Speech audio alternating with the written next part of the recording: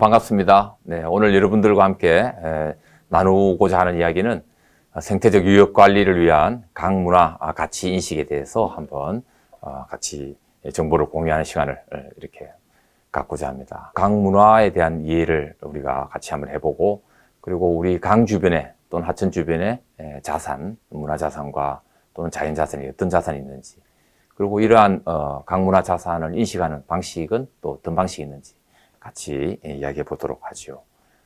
우리 인류의 4대 문명의 시작이 바로 강에서부터 출발합니다. 그래서 강문화라고 하는 것이 실제로 매우 모호하고 그 규모나 범위가 너무 커서 이렇게 직접적으로 이야기가 만만치는 않습니다. 하지만 강에서 일어나는 모든 행위가 바로 우리 인류 문화의 역사고 근원이다. 여기서 이제 출발을 하는 거죠. 국내도 마찬가지입니다. 한강과 낙동강과 금강과 영산강, 아주 큰 우리 국가 하천과 강에서 지역 문화를 중심으로 강문화가 형성이 되고, 그 문화가 바로 유역에 대한 문화, 그리고 우리 지역의 역사, 이런 것들을 이제 반영하고 있다, 이렇게 볼 수가 있는 것이죠. 지난 우리가 수십 년간 이수와 치수, 환경적 기능을 증진시키기 위해서 유역 관리를 해왔죠. 하천 관리라고도 합니다. 하천 관리의 기능이라고 하기도 하고요. 하지만 이제 오늘 제가 이야기하고자 하는 것은 이러한 궁극적인 유역의 맑은 물과 풍부한 수량을 우리가 얻기 위한 유역 관리에 있어서 문화적 가치를 좀 부여를 해보자 하는 의미에서 오늘 이 자리가 마련된 것 같습니다.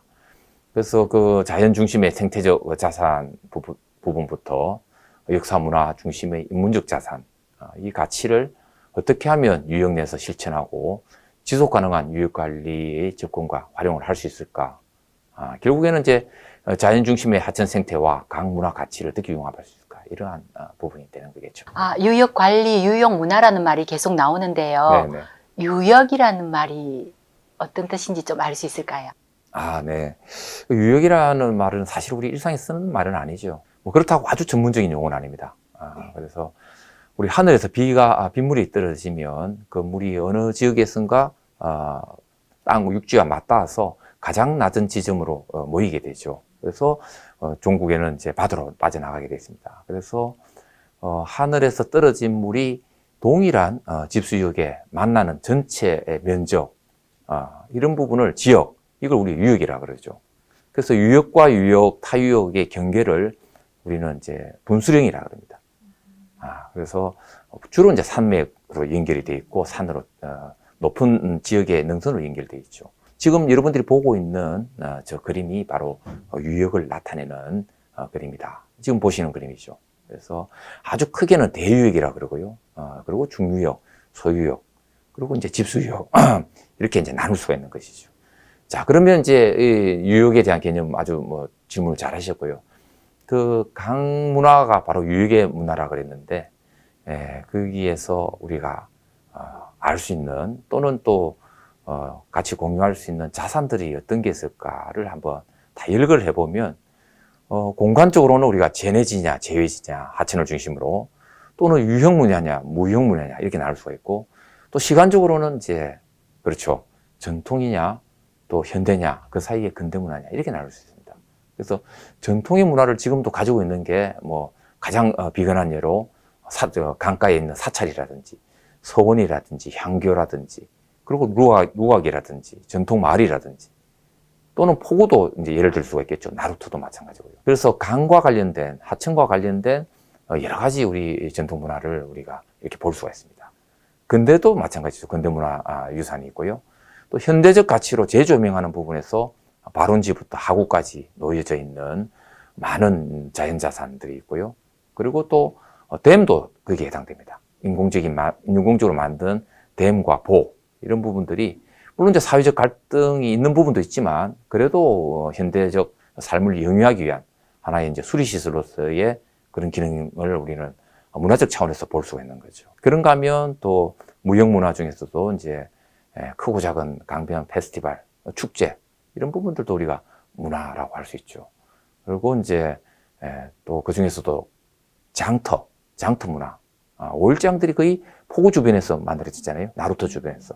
물리의 중심이니까 그럴 수밖에 없고요. 그리고 이제 하구와 기수역, 이렇게까지 전체적으로 우리가 볼 수 있습니다. 그러면은, 야, 과연 이런 제가 지금 말씀드렸던 그런 크고 작은 문화 콘텐츠들이 전통에서부터 현대까지 과연 유역관리와 어떤 관계가 있을까? 이렇게 또 의문을 할 수가 있겠죠. 저는 생태적 유역관리의 도구라 이래 얘기했는데, 과연 어떻게 연결이 돼서 그게 도구가 되는가?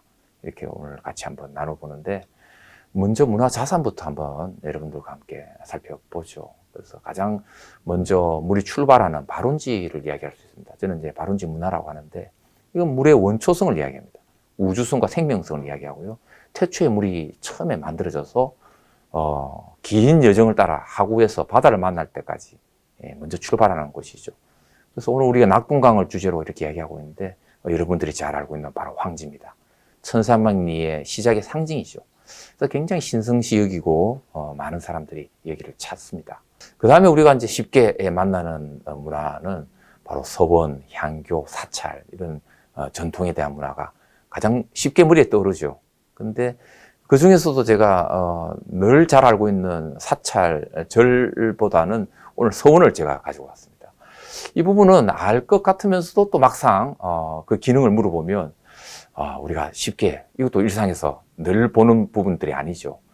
그래서 우리나라에 크고 작은 서원들이 있는데 2019년에 유네스코의 세계유산으로 등재가 됐습니다. 총 9개가 됐는데 그 중에 무려 6개가 바로 영남 낙동강 유역의 문화다 이렇게 봅니다. 물론 저기에 이제 옥산서원은 형산강 문화긴 하지만 그래도 영남권이라 이렇게 보죠. 잘 알고 있는 도산서원도 있고요. 그리고 최초 사익서원이라고 하는 소수서원도 있고, 이런 이제 병산서원, 가보셨죠? 네. 당연히 가보셨을 겁니다. 그래서 병산서원, 옥산서원, 옥산서원의 동락당 하는 부분은 경관 생태적 가치가 저는 탑이라 봅니다. 아주 우수한 곳이고요. 한번 가보실 것을 제가 추천드리고요. 그리고 또, 우리가 흔히 말하는 강변, 누정문화라 이렇게 이야기하는데, 누각과 정자의 줄임말입니다.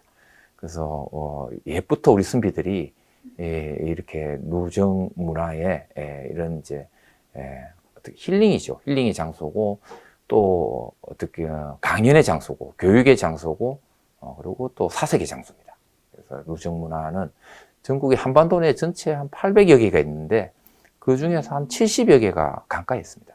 그래서 강문화를 대표하는 콘텐츠다 이렇게 뭐 아주 단적으로 이야기할 수도 있고요. 그래서 보는 거는 이제 3대 루정, 바로 삼척의 죽서루, 또 우리가, 남강의 이제, 그죠, 족서루, 그리고 북한에 있죠. 대동강의 부병루, 이런 이야기 많이 들어보셨죠. 이런 뭐 이야기하는 사람들마다 좀 다르기도 하고요. 그리고 최근에 인기가 있는 바로 숲입니다. 이거 뭐 상림은 원래 많이 알려져 있지만, 숲문화와 또 강변 문화가 접목이 돼서 강변의 숲을 인공적으로 만들기도 하고, 최근에는 또 비저모염 저감시설로, 우리가 또는 탄소림으로 만들기도 합니다. 그 중에 이제 우리의 국가급 자산이 바로 함양, 경남 함양의 상림이다. 이렇게 이야기를 합니다. 무려 1000년의 숲이죠. 최치원 선생이 우리 이 부분을, 방제림으로 홍수를 예방하기 위해서, 위천 주변에 이렇게 만들었는데, 이 가치를 지금 우리가 후손들이죠. 현대적 가치로 재조명해보면 생태계 서비스의 기능이다. 그리고 수변 생태벨트의 탄소 저감 숲이고 미세먼지 저감의 숲이다. 또는 치유와 힐링의 숲이다. 이렇게 이야기합니다. 역사 문화의 숲이다. 이렇게 얘기하고 너무나 많은 기능들이 우리 후손들한테 큰 선물을 안겨주는 거죠. 이 강문화의 가치를 아주 잘 이야기해주는 그런 이제 부분을 우리가 함양 상림에서 찾을 수가 있고, 그리고 또 강문화, 강의 구조 자체가 또 하나의 지금 문화적 콘텐츠로 보는 게 바로 이게 묵돌이 마을들이죠. 잘 아시는 바와 같이 바로 회룡포입니다. 영남의 낙동강에 3대 묵돌이 마을이 있죠. 회룡포, 그리고 또 어디입니까? 하회마을. 하회마을입니다. 또 하나 어디죠? 영주의 무슨 마을이죠? 무슨 마을. 그래서 그 세 개의 그 묵돌이 마을들이 다 뭐 어디가 더 좋다, 나쁘다 할 구분을 못 할 정도로 아주 우수한 경관을 가지고 있고 그런 자연 생태성을 가지고 있습니다. 최근에 이제 여기가 조금 이제 저 고운 모래빛들이 수질과 또 육화 현상에 의해서 변화되는 모습들이 너무 마음이 아프죠. 그건 별도로 또 우리가 그 부분을 이야기하는 시간을 따로 갖기로 하고 오늘은 그냥 좋은 부분만, 긍정적인 부분만 이렇게 넘어가도록 하겠습니다.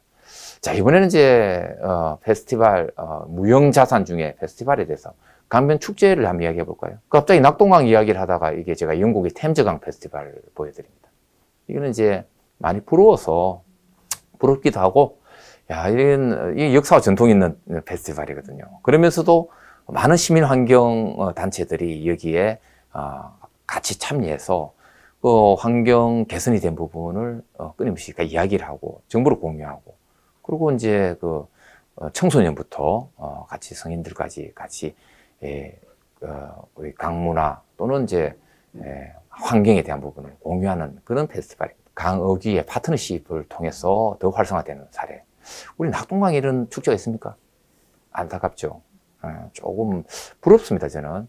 그래서 우리는 또 그러한 반면에 우리 고유의 문화가 있습니다. 그래서 발원지 축제도 있고, 삼강 주막 나루터 축제도 있죠.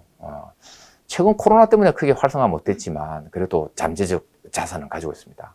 마지막 남은 주막이 아직 보존이 되어 있고요. 그리고 이제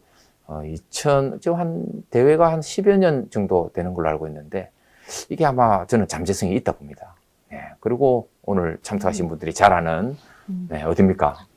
예, 구포죠. 구포 나루 축제. 물류의 중심이었습니다. 한때 가장 잘 나갔던 구포 주변, 우리가 감동진 나루터 축제입니다. 그죠? 일명 그렇게 부르고. 그래도 뭐 부산 지역에서 크고 작은 축제들이 있는데, 구포 나루 축제는 제가 알기로는 그 공무원 지역 사회에서 항상 평가가 좋다 그래요. 이제 축제가 끝나고 난 뒤에 우수 축제를 제가 그걸 하는 거 봤는데, 구포 나루 축제 항상 좋은 평가를 받는 그런 부분입니다. 그럼에도 막 좀 더 한 2% 모자라는 느낌이 들긴 한데, 예. 어쨌거나 이 부분이 이제 강문화 자산의 가치를 인식하는 종합 부분입니다. 사실은 제가 오늘 여러분들하고 이렇게 정보를 공유하고 이야기를 하면서도 제가 이제 강연 때 많이 썼던 자료인데, 강연을 하면 이 부분이 어떻게 보면 가장 역점을 두고 시간을 많이 투자하는 결론 부분입니다. 어떻게 보면 조금 전까지 저와 함께 자연환경과 인문환경을 쭉 봤지 않습니까? 발원지부터 축제, 서원, 그리고 누정에 대한 문화, 거기에 생태관광, 에코트레킹 여러 가지들이 있습니다. 크고 작은 게 무려 수백 가지가 되겠죠. 이러한 그 자산들에 대한 가치를 지역민들과 함께 인식을 하고 탐방을 하고, 거기에 대한 것을 활용할 것을 서로 브레인스토밍을 하고, 이러한 것들이 결국에는 어떤 결과를 가져올까? 바로 진정한 지역민에 의한 생태적 유역관리의 출발이다. 이게 일단 유역관리가 제대로 되려고 그러면 유역민들이 어떤 참여를 해야 되는데, 주변에 있는 자산, 우리 조상으로부터 물려준 것이라든지 우리 스스로 만드는 것들, 이러한 부분들을 어떻게 다룰 것인가가 가장 기초가 아닐까. 여기서부터 출발한다 보면 훨씬 더 흥미롭게 유역관리가 되지 않을까, 저는 그렇게 보는 거죠. 그래서 제가 드리고 싶은 이야기는 사실 여기가 어떻게 보면 마지막이라고 할 수 있습니다. 그래서 유역관리 방식이 변화가 돼야 되고, 생태적 유역관리의 도구가 바로 강문화 자산을 인식하는, 그래서 강문화 중요하다, 이렇게 말씀을 드리는 거죠.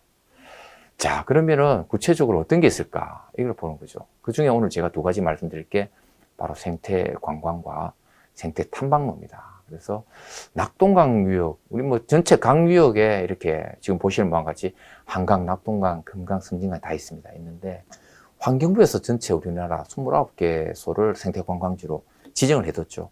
그 중에서도 강 하천 주변 걸 다 모아보니까 무려 10개가 있습니다. 그 중에 낙동강 부분에서는 낙동강 하구, 화포천 습지, 작년에 생태관광지로 지정된 주남저수지, 이렇게 보고요. 오늘은 한강유역의 달천입니다. 남한강유역의 달천의 괴산호와 산막의 길에 우리가 벤치마킹을 한번 떠나보죠. 화상으로 한번 같이 떠나봅니다. 이거는 이제 칠성면 산막의 길이라고 하는 약 한 10리길 4km를 누군가에 의해서 생태탐방 코스를 만들었는데, 이게 대박이 납니다. 그래서 댐은 이제 괴산댐이고 인공호수죠. 하지만 달천의 물을 이렇게 이용을 하는 부분인데, 이 짧은 코스가 단위 면적으로 보면 정말 소규모죠. 그런데 이 부분이 많은 사람들로 하여금 인기가 있고, 특히 우리가 낙동강에 대한 생태관광을 제가 2018년부터 이렇게 특강도 많이 하고 많은 시민사회에서 이야기도 하는데 참 부럽다. 우리 낙동강 부분은 아직 이런 부분이 안 보이니까 그래서 이 이야기를 많이 합니다. 옛길 말 그대로 옛 선비들이 걷는 길을 산막이 마을이 있죠. 그래서 댐에서부터 출발해서 저기까지가 약 한 4km인데 갈 때는 도보로 가고 올 때는 백길로 또는 갈 때는 배로 갔다가 다시 올 때는 트레킹하던 이런 프로그램을 만들어 놓은 거죠. 이게 이제 선착장입니다. 배를 여기는 이제 댐 주차장에서 한 10분 정도 걸어가면 저 선박을 이용할 수가 있죠. 완전한 생태 탐방선 아닌데 다소 유람선의 성격을 띄었지만 그래도 저 배에서는 선상에서 스토리텔링에 대한 이야기, 생태 문화에 대한 이야기 이런 것들을 꾸준하게 설명을 해줍니다. 그런 이제 프로그램들이 있고요. 이건 이제 선상에서 제가 찍었습니다. 사모바위, 신랑바위라 그러고 저기 이제 사모를 쓴 모습을 가지고 스토리텔링을 만들고 족두리 바위는 신부바위입니다. 굉장히 흥미있어하죠. 하지만 대상이 뭡니까? 대상이 바로 자연경관입니다. 저 자연 생태계를 보고 즐기고 힐링의 요소로 만들어서 투어를 가는 거죠. 그게 생태관광 아닙니까? 그래서 훨씬 더 자연성이 높은 모래톱을도 지나가기도 하고요. 여기는 좀 전문적인 해설이 또 필요하겠죠. 그렇게 일반인들을 대상으로 생태 여행을 떠나는 게 바로 생태관광인데 이건 이제 도보길입니다. 도보길도 아주 재미나게 목재 데크길로 잘 만들어놨죠. 그래서 아주 이용 밀도가 꽤 높습니다. 높아서 이거는 우리 연구생들, 제 대학원생들 데리고 한 3년 전에 갔었던 모습들인데 아주 재미있게 같이 투어를 하고 온 기억들이 있습니다. 26개의 크고 작은 스토리텔링의 코스를 만들어놨어요. 거기에서 뭐 심지어는 호랑이 굴도 있고요. 여우굴도 있습니다. 그래서 설명을 해주는 거죠. 그래서 이런 아기자기한 프로그램들이 이게 이제 생태관광을 더 활성화시켜주는. 저기서는 혹시 어떻게 시나 이런 지자체 차원에서 관리를 하거나 저렇게 구성을 계속해서 운영을 하고 있는 건지. 그렇죠. 계산군에서 아주 적극적이고요. 또 영농조합에서 협업을 해서 실제 운영은 시민사회에서 하고 같이 협업해서 계산군 공무원들이 계속적으로 프로그램도 같이 제가 알기로는 그렇게 하고 있습니다. 되게 소통이 잘 되네. 되죠. 6월 달에 제가 국립생태원에서 그 공무원들 상대로 제가 특강을 합니다. 매년. 그때 되면 그분들이 오셔서 같이 이야기하고 그럼 전국에 있는 29개 26개인데 이제 3개가 작년에 더 추가가 됐고 그분들이 같이 이제 공유하는 장소가 또 별도로 있습니다. 그래서 이제 서로 프로그램을 공유도 하기도 하고. 네트워킹이 잘 돼 있는 것 같아요. 여기는 이제 활성화가 돼 있고 그쵸. 그러하지 않은 곳도 많죠. 그러니까. 대표적인 곳을 보여드릴게요, 제가. 네. 바로 여기입니다. 아이고. 낙동강하고는 이제 우리가 이렇게 서로 이야기를 하면서도 가장 아쉬움도 많이 남고 잠재력도 너무 크고 하지만 어쨌거나 가지고 있는 자원은 국가급입니다. 그래서 부산시, 뭐 경남 이렇게 같이 공유를 하고 있지만 잠재적 자원 자체는 분명한 대한민국 국가급의 자산이고요. 전체적인 면적도 뭐 제 개인적으로 산출한 면적이지만 약 313평방킬로미터. 왜냐하면 그것도 하나의 조그만한 유역 범위 내에서 저기 화명에서부터 연안사주까지 한번 지도상에 체크했더니 그 정도 규모고 이거는 뭐 제가 환경부에서 29개가 지정돼 있다 그랬죠. 압도적인 면적입니다. 가장 대규모 면적이고. 그래서 여기는 많은 뭐 시인들이나 문인들도 낙동강 하구를 노래를 하고 글도 쓰고 소설도 썼던 그러한 곳이죠. 그래서 이야기가 너무 길어질 수가 있는데 핵심만 이야기하면 낙동강 하구의 생태관광의 코어, 중심지가 어디냐 이렇게 물어보면 크고 작은 중심지들이 있습니다. 삼락, 뭐 맥도 다 있죠. 하지만 결국 뭐니 해도 얼숙도, 그 중에서도 얼숙도 남쪽 지역에 철새 팍 그리고 이제 에코센터가 보이죠. 저기를 중심으로 이제 우리가 베이스 캠프라 이야기합니다. 그래서 여기는 얼숙도와 우리 생태적 거점이라고 이야기를 하죠. 그래서 여기를 생태적 거점으로 이렇게 생태 투어를 할 수 있도록 이렇게 만들어지고 가꾸어져야 된다. 이렇게 이제 이야기합니다. 그래서 조금 건너뛰고 프로그램만 몇 개 소개해 보면 대표적인 게 삼락, 색강 이렇게 이야기하는데 이 부분은 제가 2018년 우리 연구를 통해서 같이 좀 더 다듬었던 부분입니다. 물론 이제 처음 팸투어는 우리 시민사회랑 같이 했었죠. 그래서 색강이 응궁습지입니다. 응궁습지 내에서 수로폭이 넓은 곳은 20m, 짧은 곳은 한 4, 5m 정도 되는 곳을 이렇게 백길로 찾아가는 거죠. 그래서 여기는 기수역이긴 합니다만 우리가 다양한 식생의 모습들 그리고 이제 어류의 모습들, 양서 파충류 모습들 같이 볼 수 있는 거죠. 그리고 이제 조류의 생물상도 볼 수 있는 그런 이제 투어를 살아있는 투어를 할 수 있는 곳입니다. 색강 생태 탐방이 현재 진행되고 있는지 아니면 저희가 어떻게 뭐 찾아가서 이용할 수 있는지. 네, 아주 중요한 질문인데 제가 맥도 색강 설명하고 바로 알겠습니다. 또 바로 맞은편에 대각선에 네. 맥도라는 곳이 있죠. 이 연막이라 그럽니다. 지역에서 연막섭지, 맥도섭지를 하는데 그게도 색강이 있습니다. 그래서 여기는 제가 이 계획이죠. 하단포구에서 배를 탄다면 저기 낙동강 수문을 지나서 맥도 습지까지 가는 아주 기가 막힌 코스가입니다. 그래서 수문을 개폐식이죠. 마이트 게이트를 지나서 하는 것도 뭐 일상에서 뭐 경험 전혀 해볼 수 없는 이렇게 저 습지를 찾아가는 백길 투어 너무 되게 예쁘죠. 너무 예뻐요. 네. 그래서 여기가 이제 맥도 막다른 이제 습지인데 여기서 배를 돌려 나와야 됩니다. 야, 그래서 여기 지금 성선에 있는 분들이 같이 참여했던 부산 지역의 시민 환경 하시는 분들과 시의원님도 계시고요. 저 같이 갔습니다. 그리고 투어를 했는데 사실은 이제 두 가지 사례를 보였던 게 다 팸투어고 전문가 사전 답사죠. 실제 일반인들은 지금 이용을 할 수가 없습니다. 그래서 2018년 이후부터 계속적으로 우리가 이런 이야기를 나누고 공유하고 또 제가 주장도 하고 했는데 이게 프로그램화되지가 않고 있어요. 그래서 지역사회에서 더 노력을 해야 되고 특히 또 거버넌스 형태로 운영이 되는 생태관광협의체가 제대로 정착이 되어서 이런 프로그램들을 지역사회에 나눠줄 수 있고 전국적으로 알려지고 이렇게 돼야지 이게 오늘 이야기를 드릴 수 있는데 그보다 더 큰 이제 컨텐츠가 바로 지금 보여드리는 기수역 탐방입니다.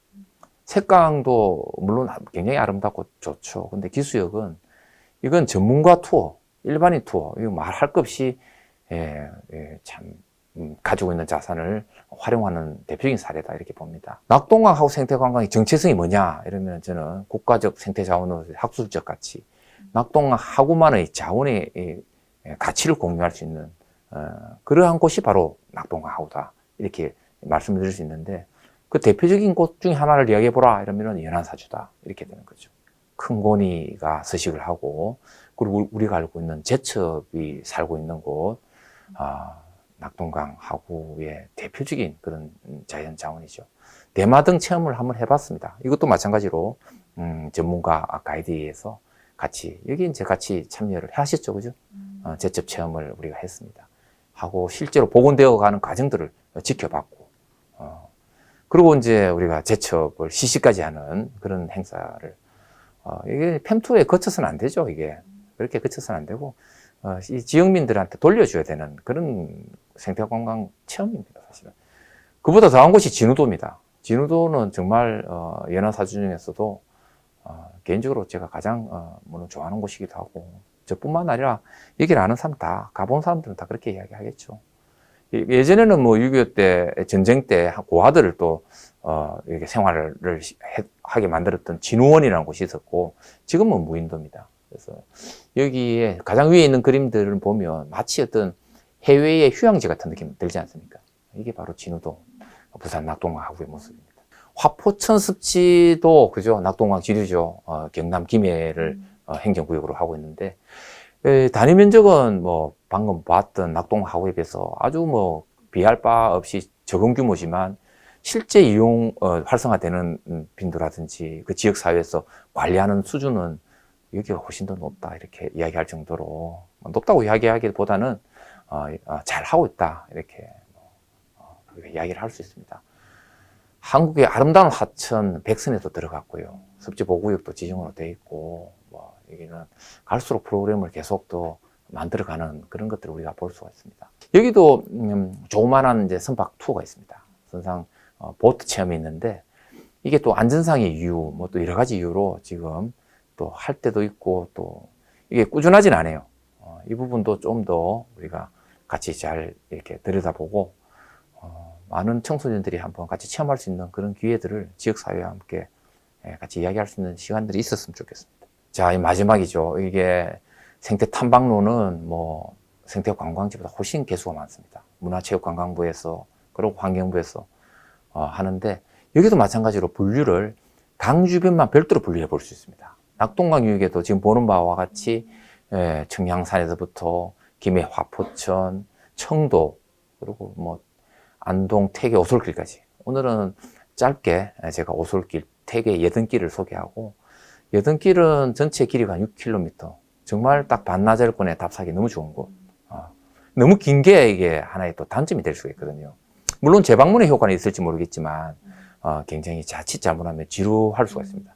하지만 저는 안동, 태계, 예등길을 우리나라 생태 탐방길, 강변 탐방길의 1번지라 저는 이렇게 감히 소개를 해드립니다. 그래서 여기는 뭐 농암 종택, 학소단, 그리고 이제 예등길 전망대, 태계 종택, 도산 서원 이런 거점들을 경유를 할 수가 있고요.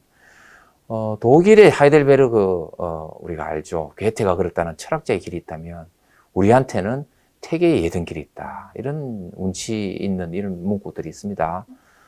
그래서 태계 종택에서부터 가속리까지 발길 닿는 대로 걸어도 좋다. 왜냐? 모든 길이 다 태계가 걸었던 길이다. 이렇게 이야기를 합니다. 운치가 있죠. 실제 제가 했던 말보다 실제 현장이 훨씬 더 10배, 100배 더 운치가 있는 길이고요. 멀리 저 농암 종택이 보입니다. 그래서 이제 저기서 체류가 가능하죠. 저는 저기 여러 차례 숙박을 했습니다. 그래서 고택 체험이 가능한 곳입니다. 저기서 숙소를 정하고 힐링을 하고 다음날 아침에 이른 아침에 걷는 길이 너무 좋습니다. 저는 가족들하고도 여러 차례 했었고요. 여기가 바로 그 금구당과 분강, 엉천 이렇게 보이시죠? 농암 종택입니다. 야, 그래 종합을 해보면 강문화 자산에는 자연자산, 인문자산, 뭐 전통 그리고 현대문화 있습니다. 강문화 가치를 인식을 해서 어떠한 방식으로 실천할 거냐. 오늘 제가 두 가지 설명해 드렸습니다.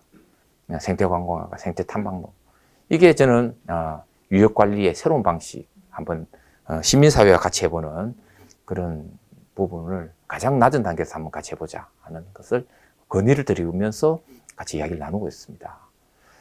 그래서 낙동강에는 상류, 중류, 하류 크게, 상류는 이제 영주, 안동, 문경 이렇게 상주까지 이야기하고, 중류는 우리가 김천, 구미, 대구, 합천, 하류권역에서는 진주, 밀양, 김해, 부산 뭐 이렇게 들어갈 수 있겠죠. 거기에 따른 강들이 또 있고, 거기에 따른 또 많은 역사, 문화자원, 현대적 자산, 그리고 지금 보고 계시는 축제, 발원지 축제부터 시작해서 무섬 외나무 다리 축제 아시죠? 그리고 낙동강 캠핑 축제, 합천의 축제, 남강 유등 축제 가장 규모 큽니다. 유등 축제가. 그리고 밀양 아리랑 대축제, 구포나루 축제. 공통점이 뭡니까? 다 강변이다. 강문화를 활용하는 그런 축제들이다. 제가 이제 공통분모를 모으니까 이제 그렇게 되는데 실제로 우리가 모르잖아요, 그죠? 각 개별 축제인데 사실은 강문화 축제다 이렇게 이야기를 합니다. 어떻게 할 거냐 하는 부분은 뭐 반복되는 이야기입니다만 국민 공감형 프로그램들을 계속 우리가 만들어서 기후 변화에 대응하고 유역 관리를 연계시킬 수 있는 프로그램이 강문화 가치를 인식하는 데 있다. 이렇게 이야기할 수가 있고요. 나중에는 이제 이게 더 수준이 높아지면 그런 데이터들이 전부 다 디지털화되고 스마트화돼서 스마트 마케팅이 가능하다. 스마트폰을 들고 다니면서 그런 정보들을 다 인식할 수 있고 공유할 수 있고 설명할 수 있고 이게 이제 결국에는 통합적인 그런 강문화 구상이 되겠죠. 글로벌 프로그램으로 도전해 볼 필요가 있다. 이건 뭐냐면 적어도 동아시아 내에서는 우리는 이런 자산이 있고 이런 프로그램이 있다. 한번 해볼 만하겠죠. 그래서 많은 일본이나 중국 사람들까지도 와서 낙동강을 즐길 수 있는 그런 날이 와야 되지 않겠습니까? 강문화 자원의 가치인식 오늘 같이 이야기를 나눴습니다. 나누고 이것이야말로 진정한 생태적 유역관리의 실천의 도구다. 이렇게 이야기를 같이 함께 했습니다. 저희 앞뒤 없는 두서없는 이야기지만 같이 해줘서 두 분 너무 감사하고요. 다음에 또 우리가 현장에서도 만날 거 아닙니까? 그죠? 네. 같이 낙동강으로 한번 떠나보시죠. 낙동강에 대해서 더 애정이 가게 되니까 너무 감사합니다. 박수 한번 칠까요?